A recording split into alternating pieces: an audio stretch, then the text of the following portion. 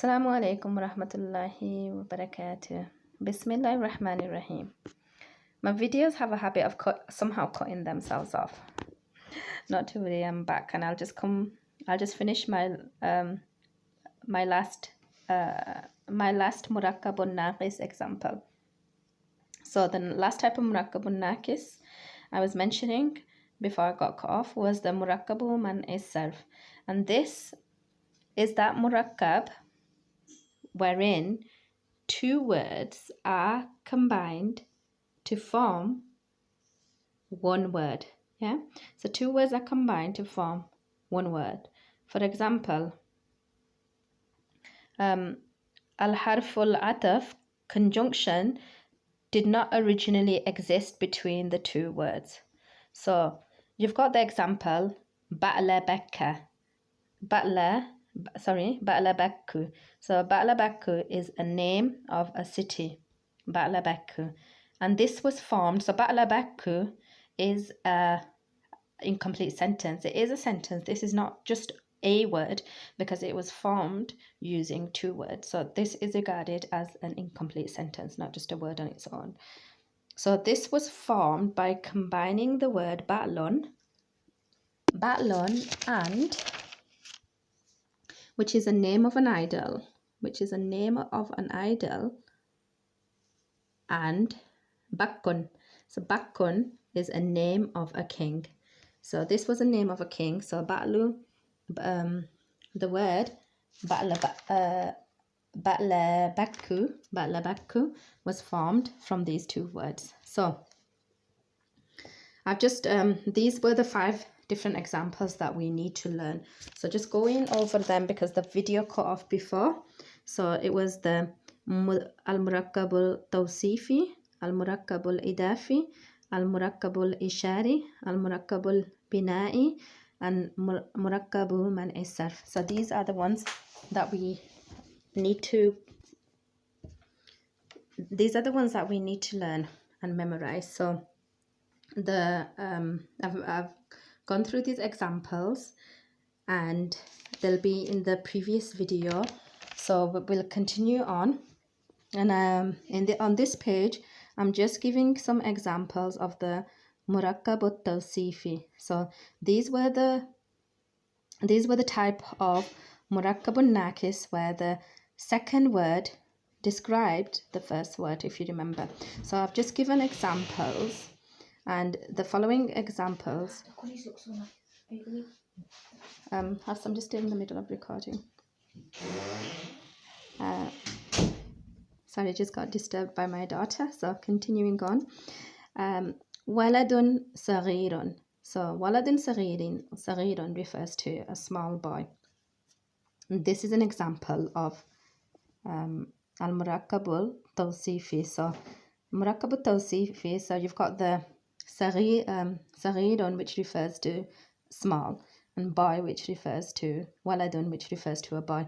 So a small boy is an incomplete sentence, and that's why it's known as a murrakkabut tawsifi. So the next word is the next incomplete sentence, tabibun tawilun.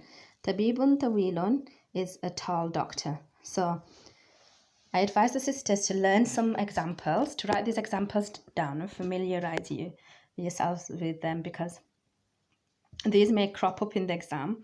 We don't really know what kind of example they might say. Like, for example, they might just say, like, give an example of a murrakkabut tawsifi sentence. So it's good to know a few and what it is, and then in that way we need to learn these and memorize them. So when the example does, if the example does come up, then we know exactly what to write. So I've just given a few examples. You can learn these examples, and that will help so that you have an idea of what a murrakkabut tawsifi is. Baitun qadimun. So that says, this camera is just a little, it's not a bit clear, it's a bit fuzzy. Baitun qadimun. So that refers to an old house. Hisanun kabirun. Hisanun kabirun refers to a big horse. And the last example, tajirun ghaniyun. Tajirun ghaniyun refers to a rich merchant. So these are the examples which it would be really good for us to learn. If we write them all out and then try to learn them, that will be ideal. This will help these words kind of absorb in our mind and memory. So this is the way forward. So if we just write these down and then we can cover them up and then try to repeat them. And if we still haven't learned them, we repeat the process, cover them up, and then repeat them a few times, and then see if we repeat them up, cover them up, and repeat them, cover them up, and then see if we've learned them. See if we can write it without looking. If we can't, we look at the words again, and then continue on with this process until we have learned them thoroughly, inshallah. So continuing on. So here I've just wrote a little note. I've wrote tajiru, at-tajiru ghaniyun, and this is the merchant is rich. So for example, if we said at-tajiru ghaniyun, the merchant is rich, and this is a complete sentence. So there is no, I've wrote a note here, there is no word for is in the Arabic language, but it is implied in a sentence. So here, tajirun ghaniyun means a rich merchant, and at-tajiru ghaniyun refers to the merchant is rich. So when we have alif lam in front of a word, this makes a complete sentence. So when we have alif lam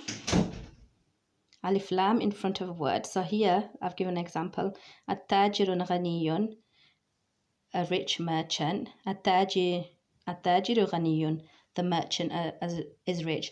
So notice, just by adding alif lam onto a word, it makes it a complete sentence. The merchant is rich. Whereas here, tajirun ghaniyun, a rich merchant. So do note the difference and familiarize yourself with the difference, sisters. So this is really important that we do that, so we don't get we don't get startled when we come across these examples and start panicking and thinking like what, not understanding the difference. So if we learn the difference, then it'll become easier when we're faced with these kind of questions and examples. So the next example is the murrakkabul ishari. So I've wrote it as murrakkabul ishari. I've just got the writing's not clear here. I've just wrote it again, al-murrakkabul ishari. And this one, murrakkabul ishari, is indicating words. Hazal masjidu, this means this mosque. So it's like the first word will indicate towards the second word. So this mosque, examples of murrakkabul ishari. I just realized that, I've wrote it, I think I've wrote it the other way around, but anyway, I've missed the examples of murrakkabul idafi. So I wrote it on the next page, so I put the ishari first, but never mind, these are the examples. It still follows on. Hazal masjidu means this mosque. So remember, the murrakkabul ishari is the where the first word is indicating towards the second word. So this mosque, this boy, this book, that pen, this door. So we've got hazal masjidu, this mosque, hazal waladu, this boy, zalika al-kitabu, that book. So remember, zalika al-kitabu means that book. The word zalika means that, if you remember from previous lessons. Zalika al-qalamu refers to that pen, and then hazal babu means this door. So all these are murrakkabul ishari words, and the first word is used to indicate to the second word. So I've wrote it here, the first word is used to indicate to the second word. So now examples of murrakkabul idafi. So we've covered that second word possesses the first word. So here I've given some examples. Kitabu bilalin. So I've just wrote it's in a majroor state, if you can remember, when we have mudaf and mudaf ilay. So this will be the mudaf and this will be the mudaf ilay.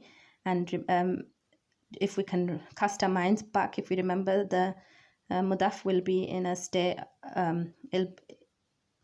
it will not be in a state of tanween, it'll be a state of, it'll lose the tanween, so it'll be in a single haraka. So you've got Kitabu Bilalin, Bilal's book. Qalamu Zaydin, which is Zayd's pen. Maktabu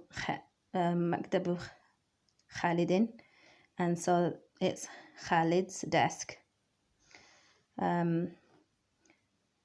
Here it says Sarirun Abbasin, which is Abbas's bed. So here this is the mudaf and this is the mudaf ilay.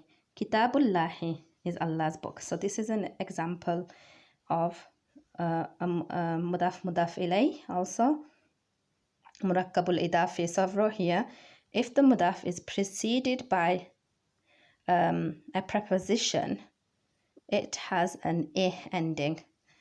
So I've given some examples, like for example, here I've wrote Kitabullahi. So this word Kitabullahi, if a preposition such as min, so if min came in front of Kitabullahi, it become min Kitabillahi. Notice the dhamma becomes in a state of kasra if a preposition is preceded in front of the mudaf. So this is a rule to remember. So I've just put this in because it's relating to this topic, so I thought I'd add.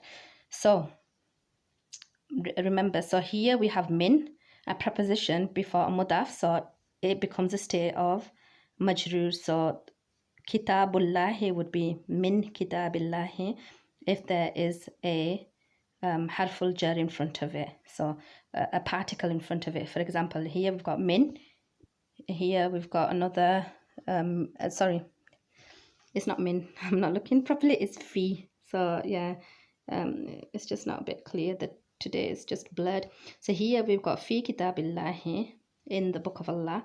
So if we've got fi in front of it, kitabillahi, fi kitabillahi, we've got a preposition, it changes the kitabu, so the dhamma, into a kasra. So again, here we have the example, and here this example says Baitul Mudarrisi, Baitul Mudarrisi, the house of the teacher. So it becomes min Baitil Mudarrisi. So notice the dhamma changes into kasra when you have a preposition in front. So min, here we had fi, which is preposition, a harful jar. Here we have a harful jar, min Baitil Mudarrisi. So they're in a state of kasra. Another example, last but not least, Maktabul Mudiri, so the headmaster's desk. And if we have a harf jar in front of it, ala maktabil mudiri, ala maktabil mudiri. So this is, we have ala is a preposition on the desk of the head teacher. So again, remember, if we have a mudaf and we have a preposition in front of it, then the harakat, so the tanween will change from a double to a single harakat, and then when we have a preposition in front, it becomes in a state of kasra. So these were the rules, some of the rules, and I thought that because this is relevant to what we're studying, we're studying the mudaf ilay and the kind of properties and qualities they display. So I thought I'd just mention that because it relates to what we're studying. So inshallah, these were the things, the videos that I've made so far is on all the topics that we've covered in Arabic grammar so far. So if we learn all these things, then inshallah we will be fine for the exams, and I will make the rest of the videos, I'll be covering the Arabic morphology and also the Medina book, the Durus al-Lugha book. So these are the things I still have left to yet to cover, inshallah, in my next videos. And anything we learn further, I will continue to add. So prior to the exam time, I would have covered everything, inshallah. But in the meantime, if sisters just continue on just learning the just learning what we've covered so far, and learning if you go to the videos that I've made, and you can revise all the terms and points and things that we've covered so far and we've done so far in the lessons, inshallah. So I'll speak to you all, inshallah, in the next video. Take care and happy studying. Assalamu alaikum wa rahmatullahi wa barakatuh.